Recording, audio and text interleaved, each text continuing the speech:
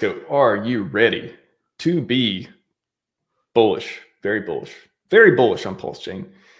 Welcome back to the show. It is a happy Monday. Pretty happy Monday.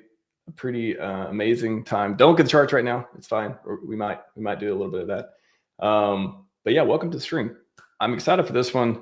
I've got a couple returning guests and one new one, and we may get into the fun stuff today as far as the different ideas around the ecosystem, macros, maybe even charts and stuff like that too. But if you were not bullish enough on PulseChain after you watch this stream, maybe you'll change your mind. Not here to ensure that happens, but I might even learn something more myself after this stream. So I'm very excited. Get your questions in the chat. Don't know how many we'll get to, but we'll get as many as we can.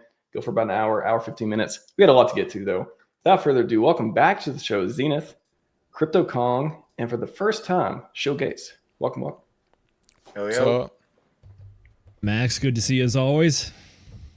Thanks for coming back. We're all trying to grow some sort of beard. I think that's the trend, at least on this three. We got a grill down at the bottom.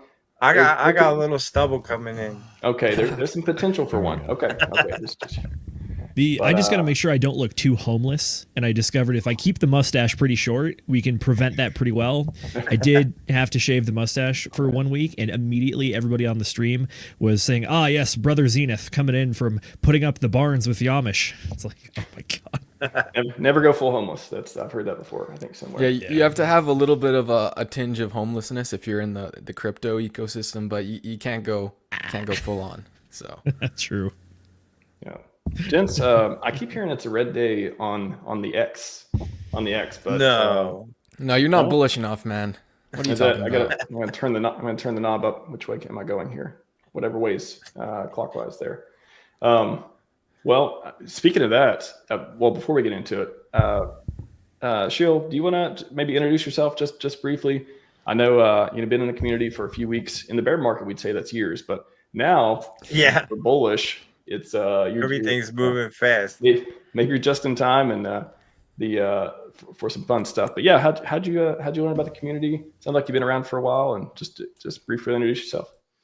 Yeah, so for anybody that doesn't know or follow me on Twitter, it's been kind of a whole saga over the past couple weeks. I've actually been in crypto since probably like late 2014, but I've only been involved in the Hex community and been holding Richard Hart products for probably 2 or 3 weeks now. Essentially what happened was I have a following on Twitter that is non-Hexican, been growing. I've been on crypto Twitter for a long time, and I just made a post saying these are my highest conviction bags for this coming bull run. And it was, Cardano and Render and stuff, Tau and stuff like that. And Hexologist actually came and commented under the post, and he said, "Why not Hex?" And I'm sitting there and I'm like, "Why not Hex?" And he goes, "Send me your Hex address. Or your PulseChain address. I'm gonna send you some Pulse." And I was like, I don't even know what a PulseChain address is. I'd never been on the chain. I know what blockchains and all that are, but I didn't even know which extension to use to set up a wallet or any of that, because I was never involved at all. And I was like, all right, cool. Let me go get it. And I started DMing with him, what do I need? What type of chain is it? And he gave me all the stuff to plug into MetaMask. And before you know it, I'm starting to look at the charts, and I'm like, wow, there's really something here.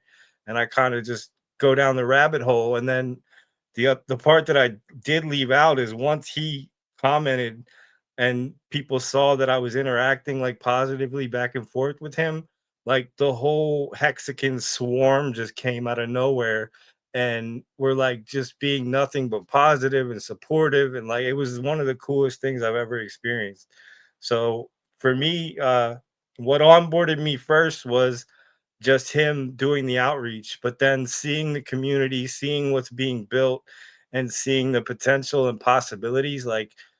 Richard really forked ETH and did what ETH has been trying to fix for years, and he accomplished it like seemingly on his own with like in way less time than they still haven't fixed it. Like it's crazy. Like so to me, like it just has endless possibilities and it is a better Ethereum. And I am fully in support of everything that's going on in the PulseChain ecosystem.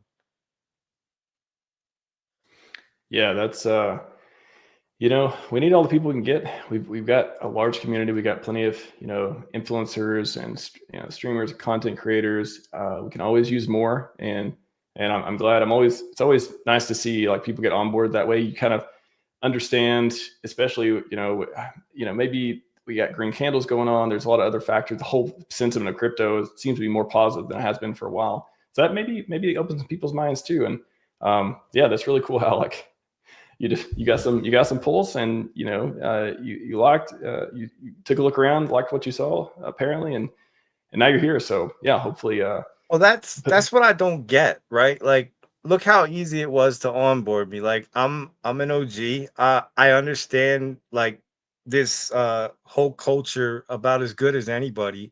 Where are all the other people like me that have big names that have been around for a while that aren't seeing this? Like, I don't understand how they're still calling it a scam or hating on it. Like, it doesn't make sense to me. It is weird. Why are people calling it a scam? Yeah, crypto. I was gonna say, I think some of the big guys, I think some of them might know about it and some of them might not even know about it, right? Because I think Hex, it's kind of gatekept, right? Like it comes up here and there. You can kind of see it on X. Like if you talk about Hex, you will see the Hexkins kind of, you will see them kind of flock, right? And I think we saw MetaMask post about even Hex being one of the top swapped coins. I think it kind of gets sparked in people's minds, but I don't, like we've kind of seen with coin market cap, it looks like they purposely delist Hex to the bottom of like the third page, right? So I think it's very weird, right? And when you look at things like, and I don't know if this is like a little bit like cynical or something, but when you look at things like just things in general being delisted, like you got to ask yourself like why gatekeeping? You know what I mean? Like what is there? What is there behind the gates to be like kept? So I mean, that's one of the things that got me interested in Hex in the first place. Was I heard someone talk about how like CoinMarketCap isn't listing it properly. I'm like, wow, that's very interesting. Like, let me take a deeper look into this. So yeah, but yeah, I wonder if CoinMarketCap, because Richard talked about it a lot, how CoinMarketCap, I mean, they'll have Luna Classic posted on the front page. They'll have all sorts of scams posted on the front page, and they'll like even have like, I don't know if it's like banners or advertisements, like kind of shilling you the tokens on CoinMarketCap. But then something like Hex, that's actually like a good product. Richard says it's meant to actually kind of like take your money away from the scammers, right? Lock it in the Hex contract where you know it's gonna be there, right? The Hex contract is immutable. It's gonna as long as the Ethereum and PulseChain blockchain exists, it's gonna stay there. So yeah, I think it could be a little bit of an industry disruptor as well if you actually have people going into Hex and actually taking action with staking and stuff like that. So yeah, it blows my mind. Like I really, it made like once I started finding out a lot of the things that you just referred to, like I started getting mad. Like when I found out about CoinMarketCap and what's it called, Uniswap, like that really made me upset. Yeah, because back in the day, Hex was one of the most swapped tokens on Uniswap when it was still pretty young. A lot of people say that Hexkins kind of helped make Uniswap what it is today, and then to get stabbed in the back like that, it turned a lot of people off. It made them rather upset. So you're not alone. I don't like censorship. Like I'm very anti-censorship, and like especially from like CoinMarketCap's one thing that's owned by Binance, and we could do a whole other podcast on them. But like I think like Uniswap markets themselves as being decentralized. So how are you preventing something from being shown on your decks? I don't get it. We're protecting investors. Yeah. Just like the SEC, right? There is a rhyme in that. There's a rhythm. There's a rhyme. There may be. Yeah, it's weird. Crypto been to take a chance without mortgage market. I think we were talking about this earlier. I think the doubling down of first, again, if you don't have a bag, why do you care? You could more easily form a negative opinion if you don't have a vested interest in such a project. And then the outrage marketing, again, you look at social media numbers, you can make cases, the pros and cons of that. But that just, everyone who didn't like it, it gave them another reason to like it even less. And then cheer when, price go down, or cheer when, suit, or all these other things happen. So I don't know. I hope we were able to convert more people over time. And it's just hard to talk somebody out of something when it's like what's the phrase? It's hard to talk out of not liking something if his job depends on it. It's kind of like that. Like if maybe you're talking, I mean, like, you talk about somebody had a comment too about, I like this, heart derangement syndrome. It reminded me of TDS, where it's like, if you're a news anchor, right, a lot of your content comes from, bashing, somebody over time. It's like, oh, that's your thing you're writing to get content, all that. The through line on all of that. There you go. Yeah, the through line through all of the derangement syndrome stuff is that it's easier just to go along with the crowd and repeat the sentiment, not because you actually believe what you're saying, but because it's more of just like signaling to a group that you're in line with the group. And I mean, up to this point in crypto, a lot of the different communities have just been trying to rally enough support and get some level of adoption so that they can hit that accelerated growth curve to really just climb the charts and try to solidify as something that's going to last for a long time. So when you have that, it is a lot of infighting, and then it's a lot easier just to repeat the statement instead of go look at the numbers, go look at the math, go do the research. If you're already in stuff, why switch? But if you're willing to actually chase the gains, then yeah, I think it's worth doing, and I think a lot of people are doing it now. Plus, my personal opinion, I think ever since Richard's been gone, the Hexagon community has really been carrying the flag, and people look over here at Hexagon and they're like, these guys are all partying and having a good time and just hanging out and streaming all the time. They do IRL meetups. Crazy. I've never seen anything like this, and I've been around a long time. I've been on Twitter a long time. Like, I've never seen a community this strong and this united. Like, I know you guys have your little infighting and beefs and different sects and stuff, but like in general, I've never seen a more united, passionate front than I have from Hexagons. Like, it's crazy. True. By the way, if you're looking to see how the community really is, you got to come to Vegas in March. That's going to be a wild time. We're having the Hex conference again. What is this, the 4th year now?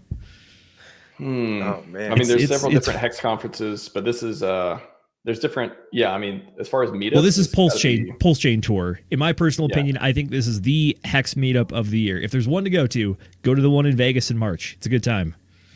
It's a little rowdy, I will admit. 369. It's a good time. 369, I think that's baby. the one SJ just invited me to. That is the one. No, that's the one. Just one more thing on the founder too. If anyone's out there like, hey, there's not a shortage of information. GoRealDeFi.com, navigation, click founder. There's only about, I don't know, let's see, 270 videos of clips of him talking about every single interesting thing. There's only a clip every Thursday coming out until I think July 2025. So if you're interested enough to get into this and be like, hey, is this guy cool or not? Do I like his product or not? Do I like his vision? What's this all stuff about? There's no shortage of information. So we have all the videos, and this is just on my channel. There's tons and tons of channels that have a lot of great content out there too. So here's the thing though, right? We were just discussing this before the show, but Richard has been on my radar way before Hex. I used to follow I always followed Richard. I still follow him on Twitter, but I used to watch his live streams religiously before Hex was even a thought that he had. So I'm very in tune with his belief systems and, all the things he was calling out in terms of Ethereum and Bitcoin and all that before he even decided to do this project. And, he's a very intelligent person. He's definitely a little eccentric and, opinionated. But once you get past all that, it's clear as day how smart he is. And he's been right about just about everything. I think Richard Hart is the most right with everything revolving around crypto. I think that's really where his bread is buttered, and he figured it out and leaned into it, which is why I think a lot of people in the community are... Everything he says, he explains it well, it makes sense, and it looks like solid at the foundational level. So when you see Richard Hart talking about crypto, I think a lot of us are more willing and just easier to just trust and then kind of like verify after the fact, because you know that it's typically good stuff, especially when it comes to the crypto stocks. I think he's one of the few people that called the top to the day of the 2021 cycle. I know he likes to hang his hat on that one. So I remember that. There you go. Max, what are we looking at here? I was surprised myself yesterday. So shout out to the PulseTube. They've been around for a while and as a great aggregator and all kinds of different fun stuff on their website. I was like, oh, they featured me in the video too. They featured the RHMax channel. So they're coming out with some new stuff. AI. They got the AIs. They got all the cool stuff going on. So yeah, shout out to them for, and again, so many great builders in this community. Just amazing products, from just websites to, you know, content aggregation to stats and charts, and that's even beyond just all the other, you know, coins and other things that are going on too. So shout out to the community. You guys are awesome. The builders. Oh yeah, the builders are building over on PulseChain. I think they really are. It's a good chain to do it, and I'm not going to say the ecosystem is massive just yet, but if you're looking for at least one or two projects in pretty much every niche, there's a good chance that it exists over on PulseChain. And it's early. That's the key exactly point. Like, it's early. You can get in at the ground floor and just get into things that you really believe in and get behind what you really believe in and watch them and help them grow. Oh, for sure. And there's all kinds of projects too. There's some of the more hardcore serious stuff. I know the Project Pi guys, shout out to Van the Connector. They are doing single-sided staking over on PulseChain, trying to make that a reality. There's even NFT platforms, auction houses, whatever you want to call it. And then even a lot of staking and lending platforms, whether it's liquid loans or what's the Hex-based one. You got the Power City has Hex and PulseX. Power City, there you go. There's Flex Protocol as well. Flex is the one. Thank you. Yeah, there's a 9-inch. How could I forget the meme decks as well, where you can try to stake meme coins. And then on top of that, I think there's it's a PulsePot. It's a GameFi / Web3 casino, and I think they're even working on trying to get sports betting up and going on there. So yeah, Fux, PHUX, and 2Fux for Fast Abdul, who was here earlier just for the tech. There's a lot of stuff building on PulseChain. So people are interested in kind of like finding what they're interested in on top of just the core RH tokens. But at the same time, though, I think what we've seen, especially in the last like month or two, is that the core of all of it is still Hex. Because remember, if you've been following what Richard's been talking about with PulseChain, it's that PulseChain was created to make Hex better. Hex is still the crown jewel of this whole thing. And I think the run that we've seen over the last 2-3 months has really shown people that is where the value is at. And the mechanisms for doing delayed gratification are absolutely still worthwhile and will pay off dividends in the long term. Yeah.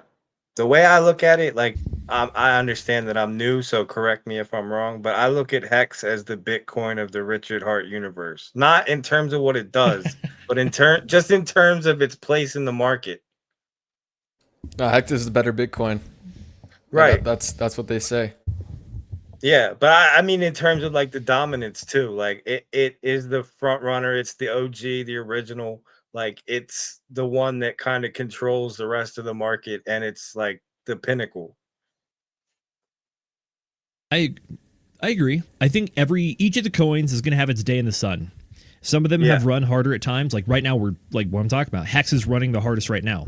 And previously, back when before Incentive Token made its floor and then went on a run itself, people were not really sure about that because it looks like it has a theoretically infinite supply, but it's just really a linear release schedule based on the staking function over on the PulseX application.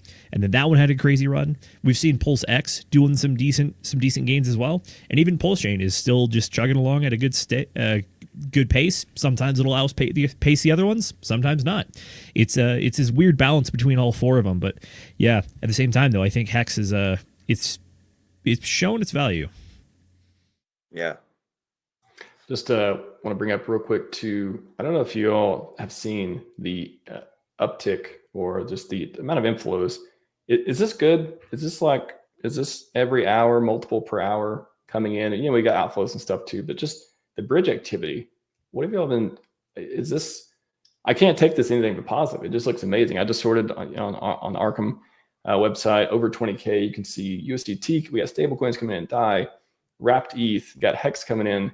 I mean, it just goes on for pages and pages and pages every, multiple per hour I've been seeing lately as far as inflow. So is this good? Is this good? I think it's very bullish. I've been watching some of the bridge inflows, and especially compared to earlier this year, like what we saw kind of Q1 and going basically Q1 and kind of going into January. We had basically massive spikes of inflows into the PulseChain bridge, and I think it was from like the SAC wallets and stuff, right? Bridging in money. This time around, we're having kind of a similar kind of inflow going into the PulseChain bridge, but it looks like it's a lot more. It looks like it's a lot more spread out, right? And it looks like it's a lot more organic. It looks like you have like a lot more individuals like actually coming across the bridge as well. So yeah, I can also pull up my screen and share this as well if you wanna take a look at this. I have a graph for the bridge as well. Go for it. All right.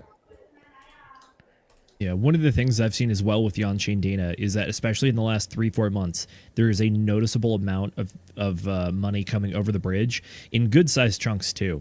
I know some people like to try to break it up into smaller transactions so they don't get front-run when coming over and trying to buy stuff.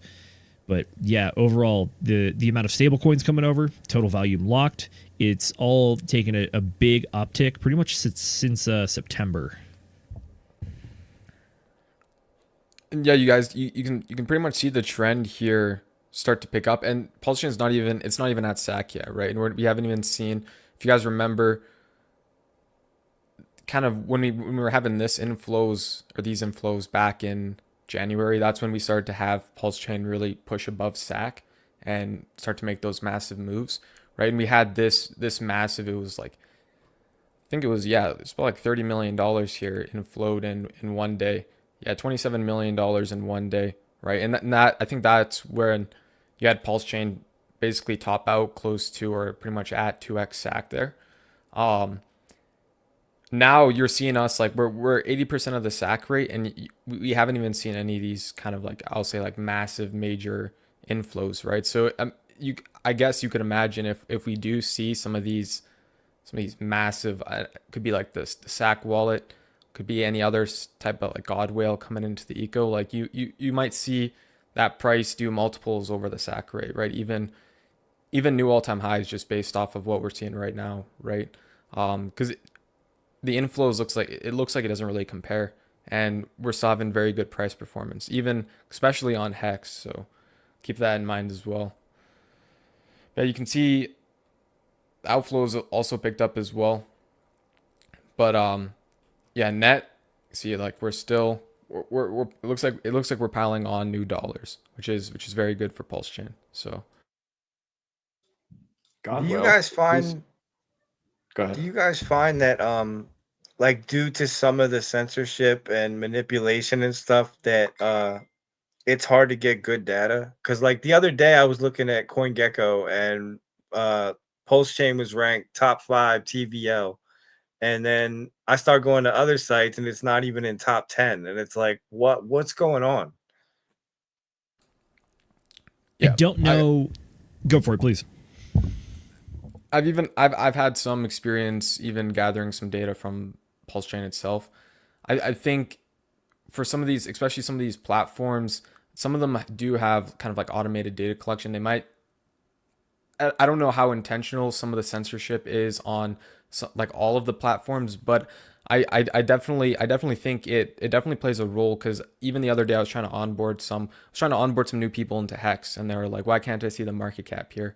And I was like, well, Yeah. I would just go onto the blockchain, because like it'll actually display there on the block explorer. And then they're like, if you're a new user, like you don't really know what this means, right? You don't know, like it's a lot easier just to have that actual true figure displayed. So I think it definitely does play a role. And I don't know how intentional it is for all the different platforms, but I think there definitely is some of them trying to kind of lower the rankings on Hex and stuff and make it look a little bit less appealing than what it really is and what you can really like verify on the block explorer for it to be. So, but like market cap is a very important metric, and to not have consensus on that across all these different aggregators that show things like market cap. Like it's crazy to me. Like, how this is a major blockchain. How is it not displayed properly?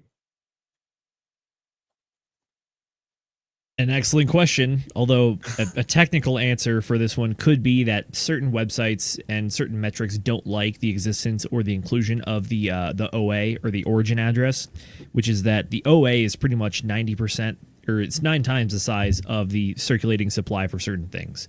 That's part of how you see the difference between the 3.69% total supply growth every year of the hex supply. However, the APY of people that are in the system is actually 36.9% because the OA is not staked. Therefore, the rest of that pretty much lost inflation goes to the rest of the people that have stakes, so you get that 10x fold thing there. So it's one of the things that Richard Hart has talked about in the past, was that he believes that market cap is a vanity metric, which you can absolutely forge, fudge, whatever you want to say. Especially if you look at some meme coins that come out and they immediately go to like $1 trillion market cap. It's like, okay, is it actually that? Or is it that there is an existing supply, you have made a sale of an infinitesimally small portion, therefore you're just claiming that the entire thing is worth X amount? So from the data aggregation point, I can understand why some tools might not like the existence of this giant supply that's kind of like locked up, never touched, and never actually utilized, but it is there to kind of make the math into what it is. So that can throw off some stuff, but again, it comes down to which data tool you're looking at to determine what they're actually doing, or if they are actually doing something outside of just the pure calculations, like, CoinGecko. And then I don't even want to get into this discussion, but the other thing that kind of confuses things is the whole E-hex versus P-hex. So you basically... Well, since you brought it up, I guess we can. Believe me, we've beaten that horse to death over here. That horse died a long time ago. But I'm just referring specifically to market cap. Yeah. No, I mean it's kind of good that at this point, because we've had so much commentary, we've thought about it so much. When Richard tweeted about it last year, I think I did like 5 streams in a row, like talking about the different facets and stuff of it.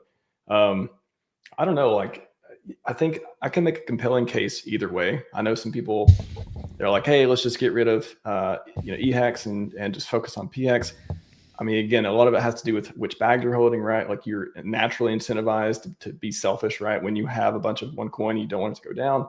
There's the whole, when people search for it, hey, that's the market cap they see. They're not seeing a lot of PulseChain stuff right now. There's the marketing aspect of it, but there's also the splitting buying pressure. And like, all this stuff is like really real, and there's all these arguments for and against it.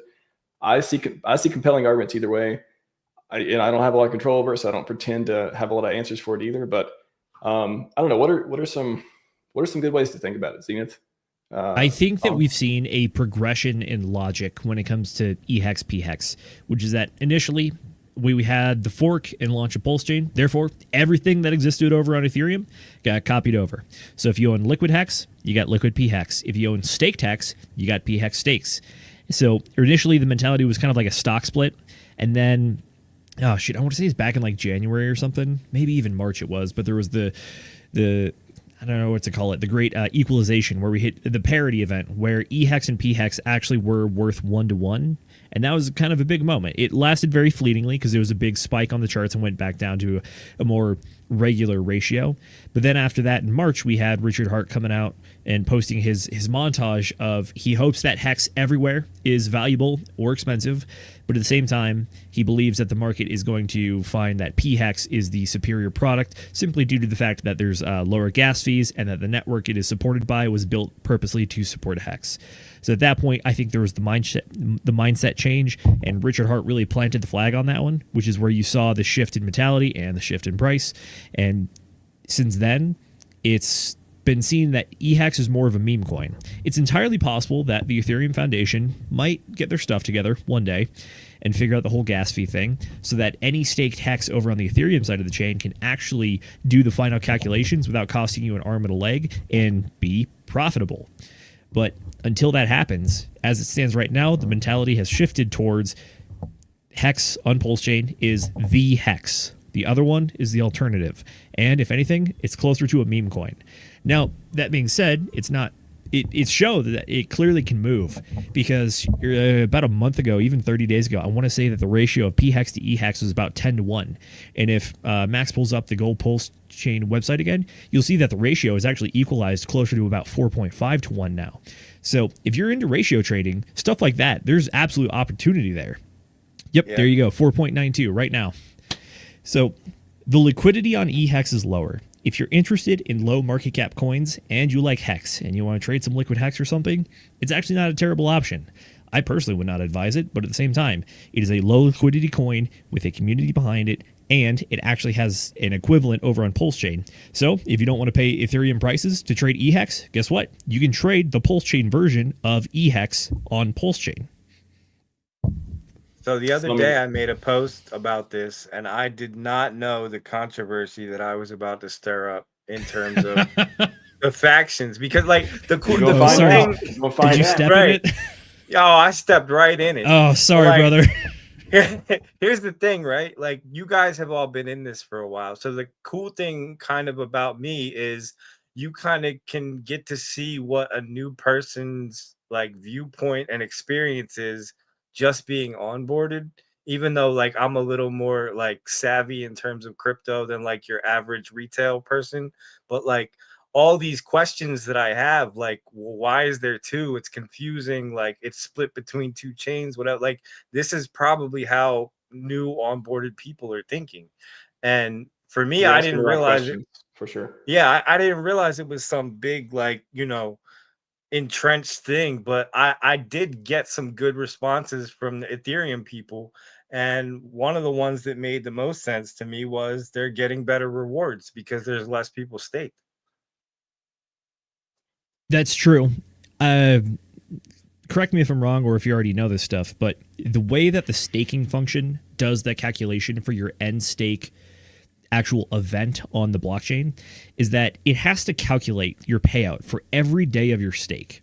So what that means is that you pay a gas fee for every day you've staked it. So on a single day, if you're making an Ethereum swap, you could maybe pay like $5, $10, $20 if it's really bad. But it gets awkward when you have to unstake a 500-day stake, and now you're looking at like 0.1, 0.2 of an Ethereum, and it's like, this is a significant amount of money. Is it actually is it financially worth it to literally unstake this thing, or kind of just let it ride and then to eat some of the penalties that are going to be coming after you don't unstake it for 2 weeks and hope that the gas fees or the price of Ethereum is going to be low enough at a point, but Hex is still going to remain high enough so that you can displace that parity of the displacement of the price pretty much. It's an awkward thing, and that's where PulseChain really shines through. But here's the thing. If you have enough size and your stakes are large enough on Ethereum, you can overcome that gas fee, because the gas fee is going to be the same for every stake, but the size of the stake that you make is going to fluctuate. So if you have the ability to make stakes that are large enough, Ethereum is still viable. It's not optimal, but it's still viable. It's very annoying. I started my crypto journey in ETH, and I absolutely despise it at this point. I don't touch it. I don't trade it. I don't mess with anything on Ethereum. Like I get people hating on me like to a degree in the Hex community, because I am a Solana person too. I like Solana. It has its flaws like anything else, but I generally just stay as far as I can away from ETH. I found a old wallet the other day, and it had some wrapped ETH in it, and I was trying to like unwrap it and bring it out so I could cash it out, and like it was probably like $300-400, and it ended up costing me almost $20 to do. It was like, I was like, what am I doing? Like, I don't want to touch this. Oh yeah, I think we've all been there. Been trying to make a swap going from some sort of onboarding like Coinbase into Ethereum on the bridge over to PulseChain. You're like, oh, it's a $50 bridge fee, but I need it. Yeah. I mean, it's interesting. Like, I think one of the arguments too for, you know, EHEX is fine is, or there's been so many different verticals to go on this, but one of them is, you know, whales don't care about fees, right? Like, if it could be the chain that, you know, the people will continue to stake on because they're getting a better deal if they don't mind paying higher gas fees now or in the future. Otherwise, if it's worth it, there's a bunch of different pieces to it. But yeah, no, you're asking the right question, man. Like, all these things I want to hear it. Like I want to know what people are thinking when they come in this community, so we have good answers. I don't want to be like somebody say something and we don't have an answer. Like, well, we should have an answer for everything at this point. We should, like, whether it's a good answer or not, it's a different story. But we should be able to answer these questions for people, and especially if they're interested enough to ask. So, it's a good but the thing for me is like, I like this. Richard Hart is revered in this community almost like unanimously. Obviously, there's going to be some people that don't disagree with some of the things he says, but like, I believe that PulseChain and Hex on PulseChain is his ultimate vision, and he's finally been able to complete his vision.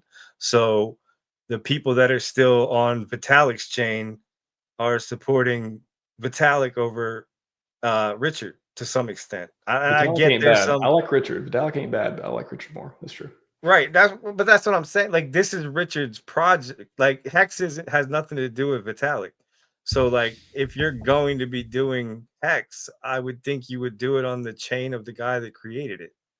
Well, I would say Makes sense. You'll do it on the place where it's in your best interest to do so. So the other, But even that argument, like with the gas fees, like it makes more sense. Like you were just saying, all the money you got to pay to end stake and all that. Like, it's just, I don't know. Well, the other piece too is the beauty of a community like this is we are very decentralized. Nobody, I don't know.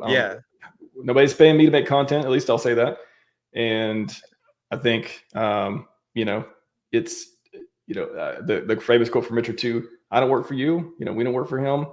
Hopefully we all have this amazing, story and glory and get to all that stuff, but free people make free choices too. So that's why in a free market. Absolutely. So and I would never tell anybody how to feel. I'm just expressing how I feel as somebody that's new, doesn't have all the emotions tied to it that some other people might. And to me, it seems pretty clear cut, but that's why I made the post, because I wanted to see what the people on the other side had to say and what their argument was for why they're sticking with Ethereum.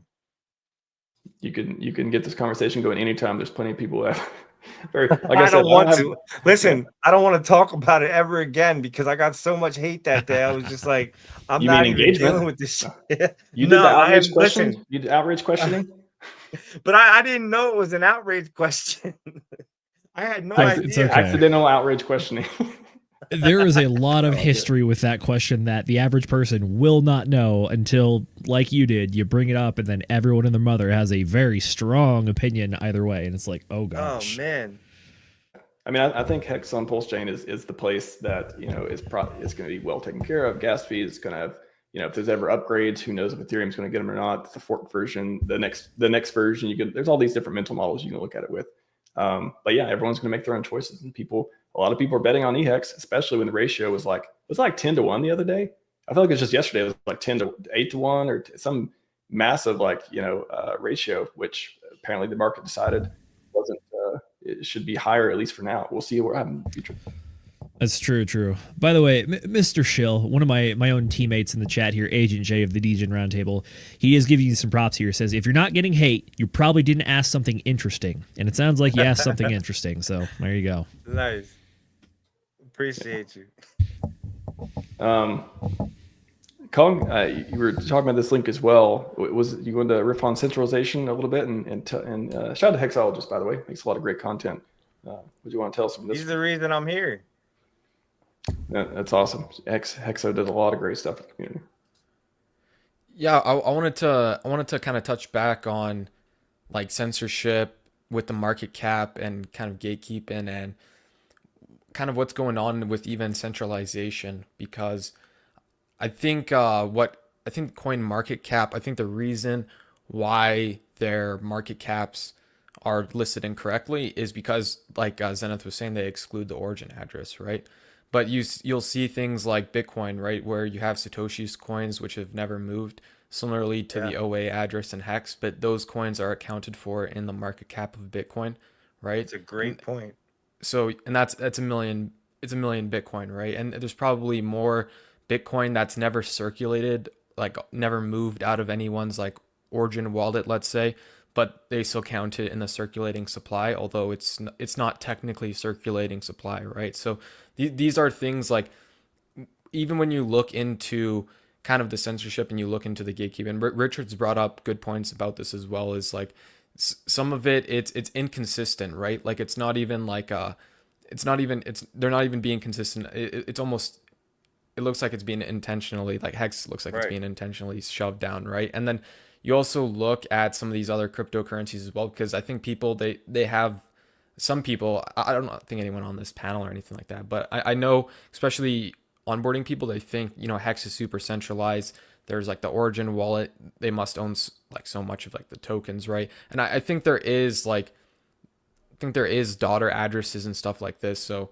you know, there is more that goes into it. But when you look at some of these metrics, like there's a lot of your favorite altcoins, like BNB here, top 10 holds 75% of the tokens. And I think actually, if I remember correctly, when Hexologist posted this, BNB started making moves and kind of distributing some of those coins out to different addresses. I don't know if that's a conspiracy theory or not, but I think that is what I heard as soon as, like, not as soon as, but after this got posted on Hexo's Twitter, BNB and probably Binance started moving their coins out into more addresses and stuff. But yeah, you can see a lot of tokens they're quite centralized, and quite a lot of the supply is held, if not in the top 10, 20, like 50, it's in the top 100 wallets. And you can see Hex there, it's like 60%. So it's say it's kind of mid-tier, right? It's on par, and it's actually less than a lot of probably your favorite crypto, like some of your probably favorite cryptos for anyone who's kind of like watching the streams and stuff, right? So, or anyone who's kind of skeptical on getting onboarded and stuff. So yeah, it's very weird, very questionable why gatekeep Hex, right? Like you really have to ask yourself, like, why are you gatekeeping Hex? Like, is it to protect, like the SEC will say, is it to protect investors, right?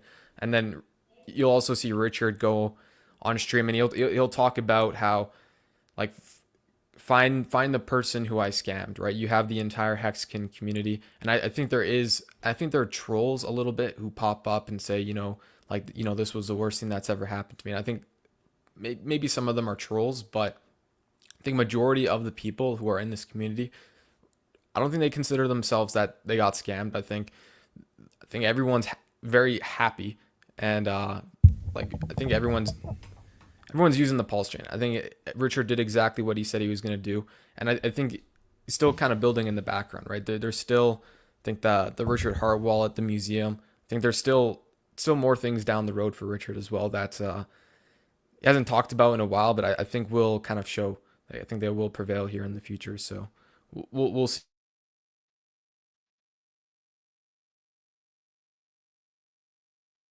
Oh, Kong, you went on mute for a sec. Not sure if it's intentional or not. Yeah, all good. But yeah, just like with eHex and stuff as well, I can pull up some stuff with staking as well. Let's get bullish, man. Let's get bullish. Yeah, never too late to get bullish. Crispy Man's got like he's got a good site that kind of goes over Hex staking. I think I brought up some of these points as well, but it should be good to also kind of reiterate for, like, kind of for the bull market, right? Going into the bull market, especially Hex it's actually now running now. So maybe you might want to consider, you know, taking a look at like staking Hex. And I know it's not for everyone, but one thing I've always kind of talked about with Hex staking as well, and I think this was like the design and the intention of the Hex product, right, was delayed gratification. Instead of taking profits, now you can have like a financial vehicle that can pay you interest, right? And then when we're looking at eHex, pHex, this is hexfire.io for anyone that's wondering. So you're able to see kind of the approximate ROIs depending on, I think it's depending on like a few different things in the system and stuff, but you can kind of see, like, I've never, like, I've always kind of said that I think 5555s are kind of, they're the best bang for your buck, right? In terms of Hex staking, you will have to wait that whole 555 like 15 years for that to unlock. But I've always even talked about, like, I think there was debates in the early days of Hex between staking 10 years versus 15 years, and how, because that T-share bonus would end at 10 years, it might not make a whole lot of sense to do the whole 15-year stake. But I've also kind of, especially now that we have more data for Hex, right? And we've kind of looked into the system more, and we're able to kind of take more of an in-depth kind of look. We can compare what happens to your staking if you, let's say you stake for 10 years, let's say you start in 2025 and you stake till 2035, versus if you were to have held those same T shares to 2040, right? And we'll just take a look at the ROIs here, like very, very simply. So like Hex Fire here is reporting 153% ROI if you, and that's ROI in Hex, by the way. We can also pull up the eHex one here. So yeah, 153% ROI in PHEX essentially if you were to stake for 10 years, right? But if you hold on for that, like it's 50% longer or 5 more years, right? You can see your payout here, your APY in Hex 525%. So if Hex is what you're looking for, right? And Richard's always talked about like, don't trade, especially don't margin trade. You'll most likely get yourself wrecked. Unless you have some sort of crazy edge, you'll probably most likely wreck yourself in margin trading. And Hex kind of prevents you from doing that, right? Like if you don't think in the next 15 years you can 500% your Hex stack through ratio trading, or I don't know if it's like fame trading on that like decentralized leverage platform. But if you can't like outperform Hex staking, then you should probably just be staking Hex, right? To also not get diluted by the inflation. But you can also see like 525%. I've kind of brought up the comparison. Like imagine you had 1 million Hex in 2025 and you stake it to 2035. You'll make 153%. So you'll make a million and a half more Hex, versus if you wait that extra 5 years, you will have made 5,250,000 more Hex, right? So Hey, guy, I've got a question. Are you serious about 15-year stakes? Yeah, it's actually great. Shout out to Crypto Land. It's actually a great question. And also you can maybe touch on. It's not, but also you can touch on the HSI's liquidity, the ability to transfer. That's a very good point. That's something that's a little less known as well. Yeah. So yeah, like I will say, like I'm not telling anyone to go take their entire bag, stake it 5,555 and just call it a day and go to sleep for the next 15 years and wake up. It's not what I'm saying at all. What I am saying though is if like perhaps especially if you're wrong, like if Hex plays out like Bitcoin and you get the max amount of yield for staking that 15 years, even versus 10 years, even versus 1 year, like your APY is not going to be anything crazy, right? Like, yeah, it's not going to be anything crazy. There's also the Hedron protocol, right? Which is, it's kind of we'll call it a layer 2 of Hex. And this allows you to create HSIs, which is kind of a wrapped Hex stake. So if you're doing native Hex staking, you're locked for 15 years. And there's pretty much, like, there's the emergency end stake button, and you will face a penalty if you have to emergency end stake. But other than that, there's pretty much nothing you can do if you want to, like, if you want to get out of that Hex stake early, you'll have to face the penalty, right? So in the HSI, it's a little bit different because you can wrap it as an NFT and you could post it on markets like OpenSea, right? Or you could OTC it if somebody else wanted it. You could also, like, it's called an HSI buyback. So you could actually trade in your Hex stake for another token called ICOSA, and you could sell this one on the market for profit, right? And we can go, Max, we've gone way more in depth with ICOSA and ceiling prices and HSIs and everything like that. But yeah, nowadays, like, we have technologies where you don't, even if you're staked for 15 years, or even if you have a 15-year stake, it doesn't necessarily need to be locked in that HSI, like in the HSI format. And you can still have like kind of a pseudo liquid kind of stake in a way, right? Where it's transferable, right? You can move it into a different hard wallet, even if you wanted to as well, type of thing. So yeah, keep that in mind. Like, yeah, it's not for everyone, but I think even taking a tiny portion of your bag, and of course not financial advice or anything, and staking it, and I think you'll get the max value doing the whole 15 years, right? And when we're talking about compound interest, right? Like, that's, I understand, what does he say? It's the 8th wonder of the world or whatever. And when we're talking about Well, so compound made interest, hex in number 9. Sorry, that was yeah, funny. hex compound Another interest song on that. number 8, hex number 9, Shout out to whoever PulseChain made number that song. 10. But yeah, when we're talking about compound interest, you either need like a really, really big stack, or you need like a very, very, like very great amount of time, let's say. So in hex, especially in crypto, right? 15 years it's a very long time in crypto. Like that's probably like 100 years in real life, right? Like 15 years in crypto. So yeah, it's a very long time, but it's compounding, right? And that's what it is. And it's kind of like one of those things where, you know, if it plays out like Bitcoin, I don't think you'll regret even staking a tiny bit of your hex, right? And if it doesn't play out, then it shouldn't be an amount where it's like, oh shoot, I can't pay my mortgage because I staked hex for 15 years, right? So yeah, it's kind of like that as well. So yeah, I'll end off on that. Good I stuff. just want Kong. to piggyback on what he said, because I actually just did my first 15-year stake. Mine was more for the culture.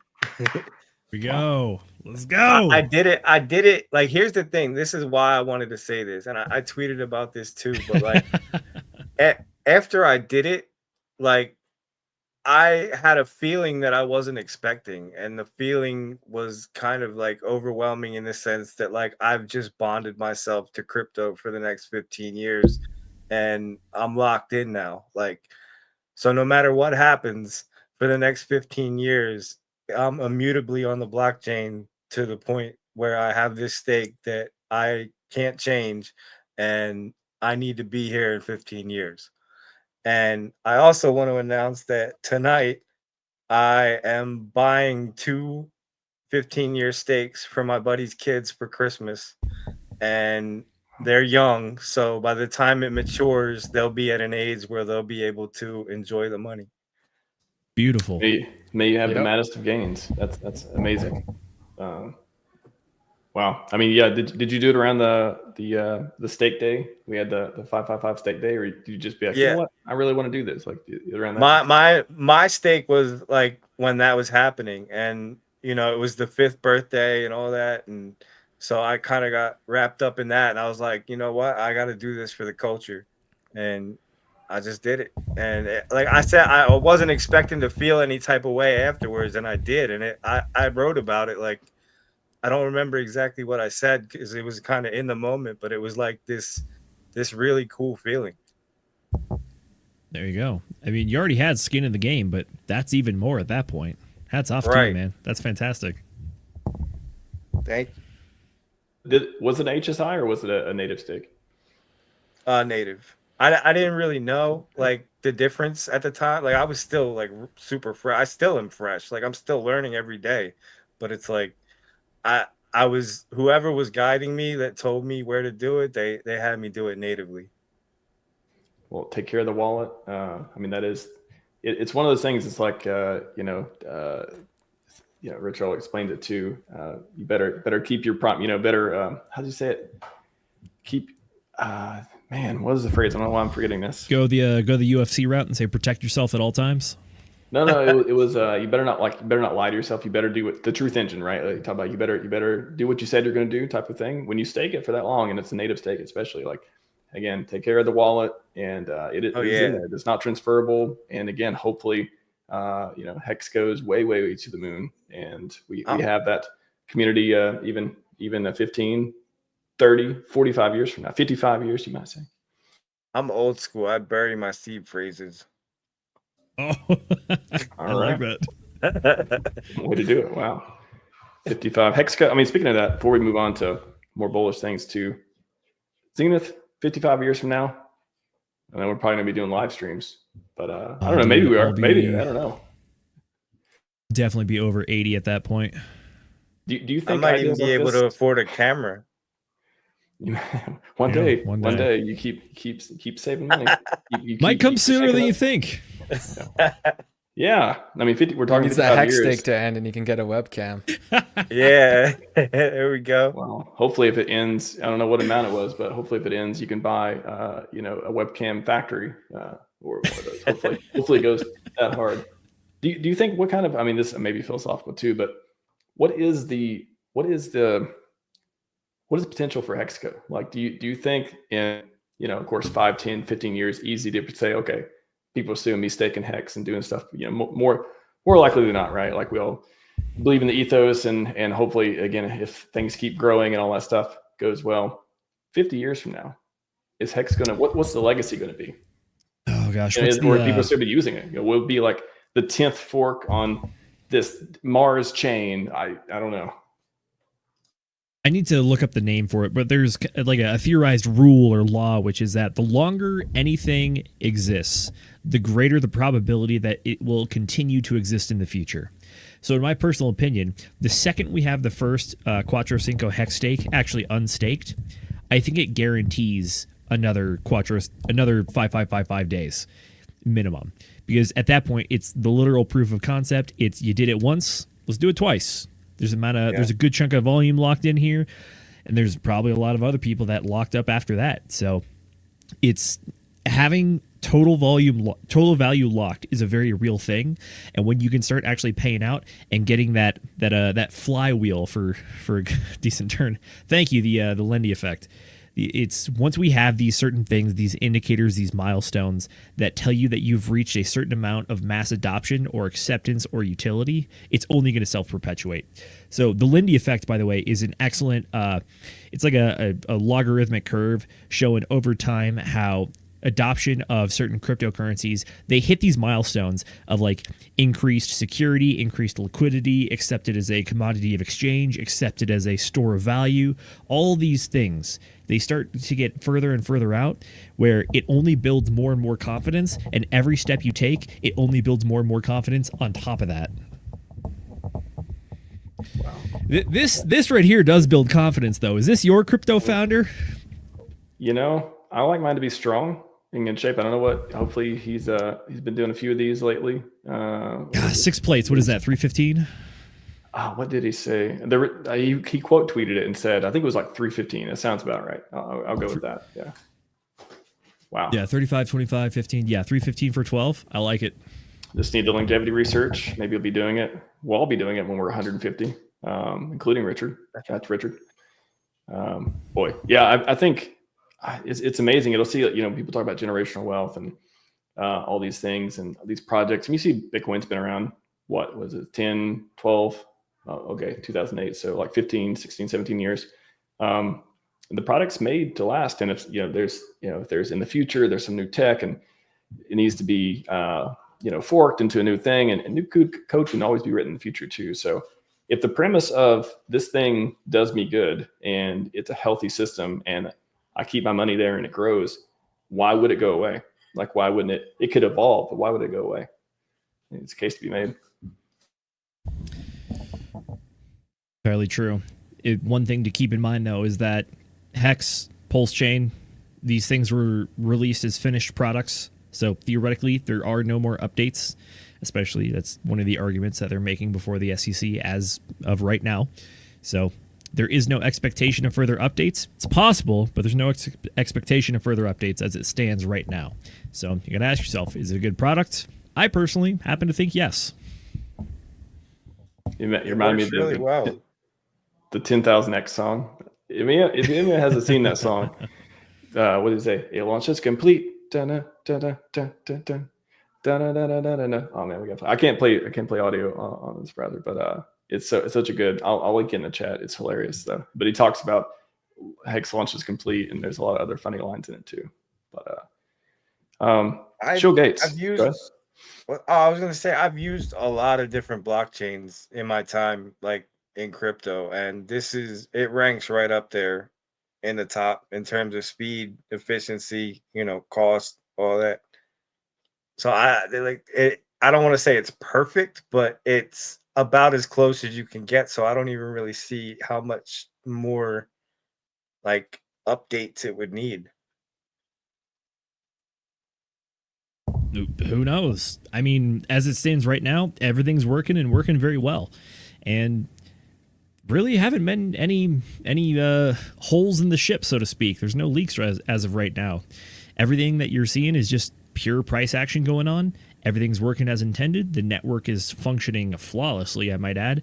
And anybody can pretty much sign up to be a validator as long as they have the hardware and they have the down payment, which is, correct me if I'm wrong here, I'm pretty sure 32 million Pulse. Yeah, and I was just talking to somebody about it the other day. At current prices the other day, it was like $2,300, something like that. Oof, getting pricey now. Yeah.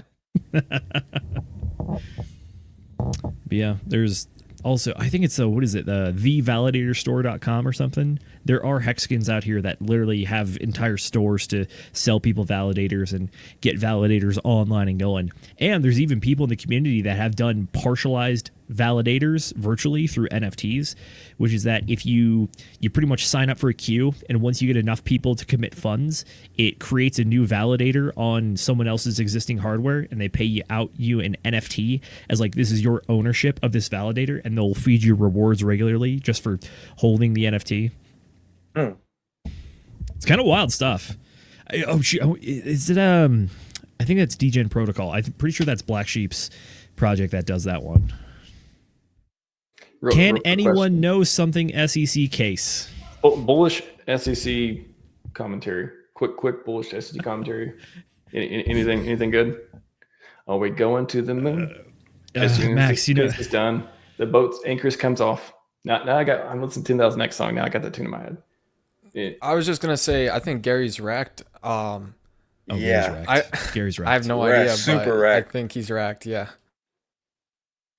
And that's bullish for crypto as a whole. Like the fact that they're getting run out of town, like take Trump out of the equation and how much he's proposed to make the United States the hub of the world for crypto. Just the fact that we're getting Gary out of there, like alone, is just clearing the runway.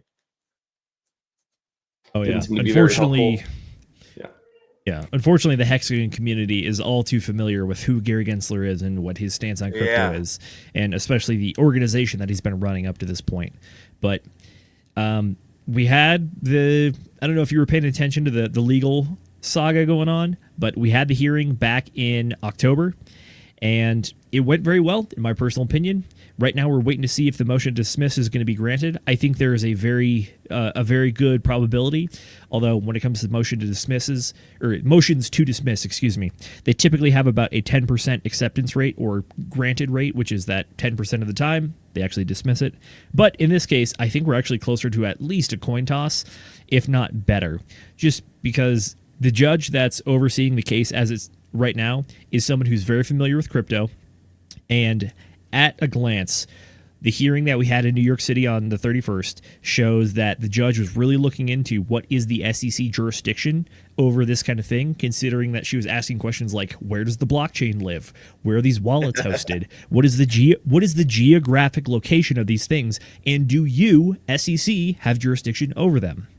The only way that they were able to kind of claim jurisdiction over it is trying to muddy the timeline of the entire thing and claim that Richard Hart was appealing to the United States at these various events, ignoring the fact that they happened months after any of the sacrifices or launch events happened, and that he did not advocate on his own. He was invited to receive an award for a Lifetime Achievement Award.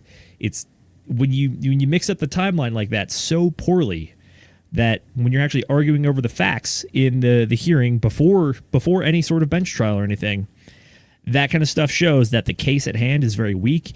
And I think that the judge there's a very good possibility they can come to the decision that it's not worth pursuing any further. So the motion to dismiss could be granted. Everything could absolutely skyrocket because I can look at the chart and I can point to the exact day that the SEC dropped their allegations, July 31st, 2022. And that is the single day on the chart where you see a massive price drop due to it. So as it stands right now, I think Richard Hart and his legal team, they're a bunch of killers. They are studs. They are the all-star team. They are worth every penny, and they're quite expensive, I will say. So as it stands right now, I think that this is going to be one of the great wins in the crypto sphere. And with Gary Gensler on the way out, there's only one other person who really is on the chopping block right now, and that is Caroline Crenshaw. She is looking for a renomination vote before the Senate this month, actually. She's been serving under Gary Gensler's leadership at the SEC, And in some regards, she actually is a little more hardcore than Gary Gensler in the way that Gary goes. Because when Grayscale had the court ruling come out in their favor against the SEC, after looking to tell them pretty much like, hey, stop denying their spot Bitcoin ETF, you have to approve this. She was one of the few people that actually took up the case and said, no, I think the court got this wrong for these reasons. And one of the main reasons was she's like, we don't like that the SEC doesn't have jurisdiction over a global market. Therefore, we don't want to approve these ETFs. And it's stuff like that, which is it's showing that you really don't have a mind for the idea that crypto can be an American industry. Crypto is a global thing. It's theoretically interstellar even because you can do it through the satellites. But if you're not fostering the crypto industry and community in the United States, what are you doing? You're falling behind. That's what you're doing. Bingo. Well, the crypto packs seem to make it. What Brian Armstrong say about like make it something around make it not profitable or not tenable to be anti-crypto anymore. It's like if you know all the stuff that's happened in election stuff too. Super interesting. Got to wrap up shortly. However, I do want to get to maybe we'll go from bottom to top. Put you on the spot real quick, Shill. What is the most bullish thing you can think of PulseChain right now? Most bullish thing could be a stat, could be onboarding, could be macros. Most bullish thing, just briefly. All right. Very quickly, I'll say the most bullish thing in crypto is that the president had a NFT collection that he sold, and he owns Ethereum. In terms of PulseChain, I will say I really believe the SEC case ending. I think that is holding you guys back a lot. I have been on a crusade since joining to try to get Hex listed and PulseChain like PLS on a major exchange. I have a lot of contacts with major exchanges due to marketing for almost all of them.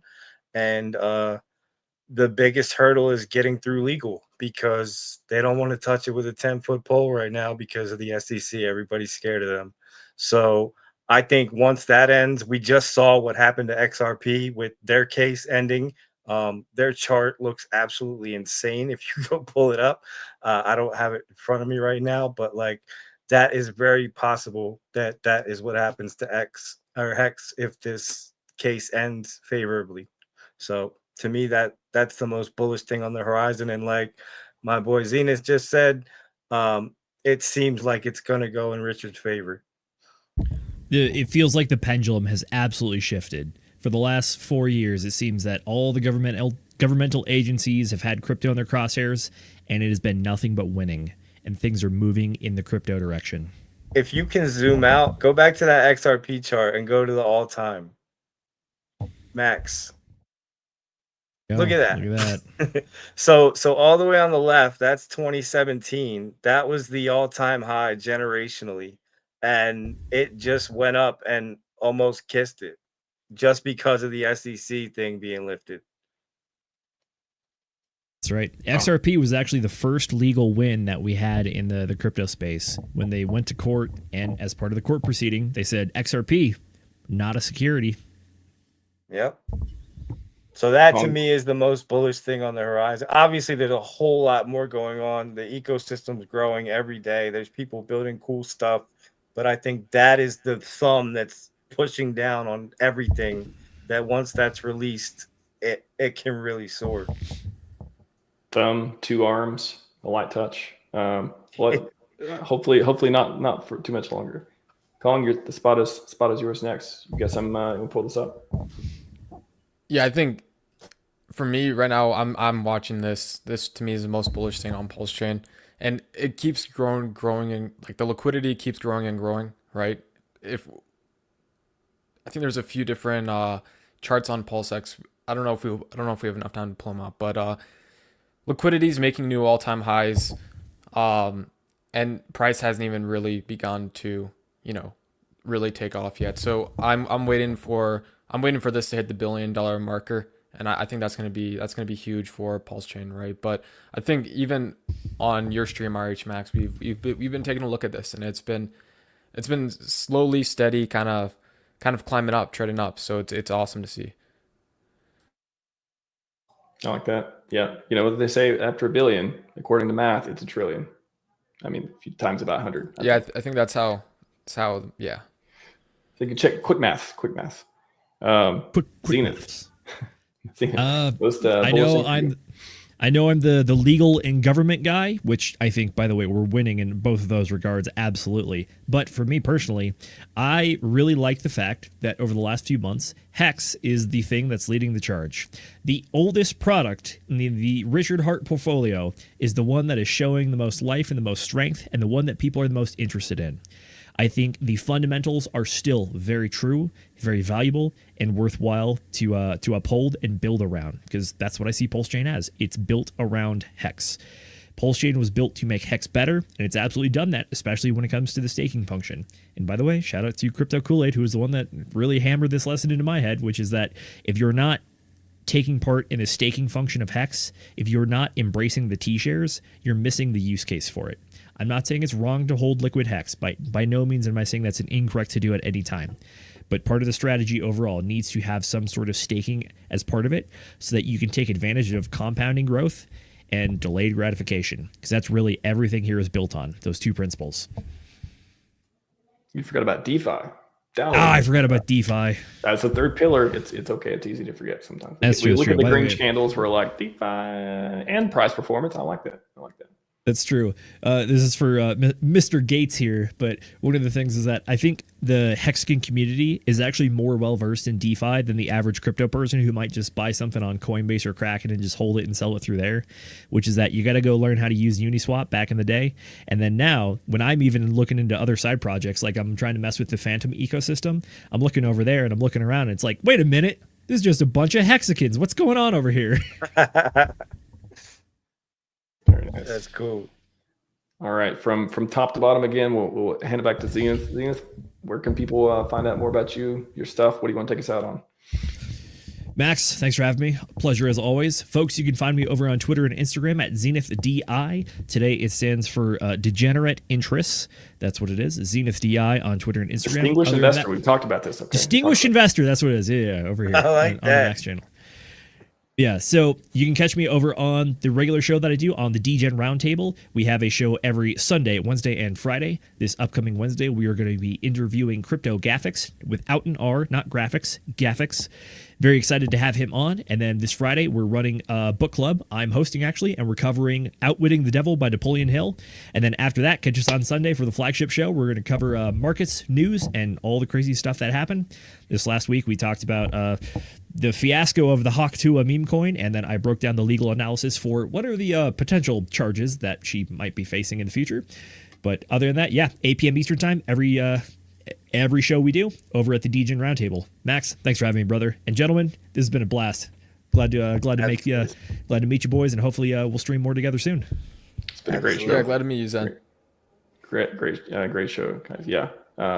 Sheil, you want to spit on that thing? No, don't spit on the thing. Yeah, I'll spit on that thing. So, can we just talk like in the context of an outro? Yes. Is Hawk Tuah girl going to jail? That's the real question the community wants to know. The one we forgot to ask. I'm not saying it's guaranteed, but there is a case potentially. Right.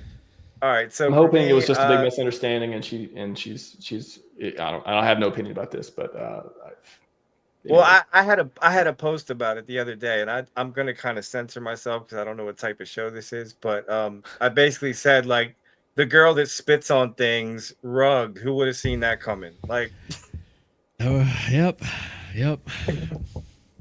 Like that's what she's famous for, and we thought she was gonna be this beacon of meme coins, and I mean, I would look at it as average person, lots of money. Again, I don't want to say she did it or not, but it's if anyone would have did such a thing, I'm like, okay, it's greed, not maybe well versed in cryptosphere, all this stuff too. But I hope there's less rug pulls. I don't know if she's innocent or guilty, but so you can see more tweets like that. You can see more tweets like that over at I'm Shill Gates on X. It's the letter I, the letter M, Shill Gates, and I do have a YouTube, but I barely use it. So just follow me on Twitter and you can figure it out from there. Awesome. Lots of people, yes. Can we pull up Hexagon Lost in Asia's comment, or is that too much? let's just read in the comments. So I'll try that. Okay, there you go. He has the We'll go in the correct take. That comments. is one of the popular ones I've seen. Oh man, I lost my train of thought. Yes. Anyways, Kong, you get to follow. You get to follow that with where can people find out? Yeah, I don't know how I can top those outros, but yeah, all I'll say is you can find me, like, all my stuff's pretty much on lookintopdgc.com. I'm on Twitter as CryptoKong145 and on YouTube as CryptoKong145. But yeah, that's pretty much all for me. I think yeah, I can't top your guys' outro. So All right, spit on that thing. And I was gonna say the Grace Too late currency for is that, looking. man. Grace currency has been looking pretty good lately, so don't sleep on it. That's all I'll say. Not financial advice, but at the same time, I think it's an interesting project. Well, You have to take a look, Shellgates. On Yeah, on looking to I will. ptgc.com. Did you you had a way to look at liquidity on there, Kong? Is that what it was? I think we talked about it last show, but that's one of the features that, you've added there's some other like, general features into the site as well as following the PTGC and stuff. There's moon math calculators on there. There's like liquidity calculators on there. So yeah, it has like a PTGC kind of bias, but there is general kind of information and kind of stats on there as well. So. All right, everyone. That's all we got for you today. Scivive and 5555. We are out.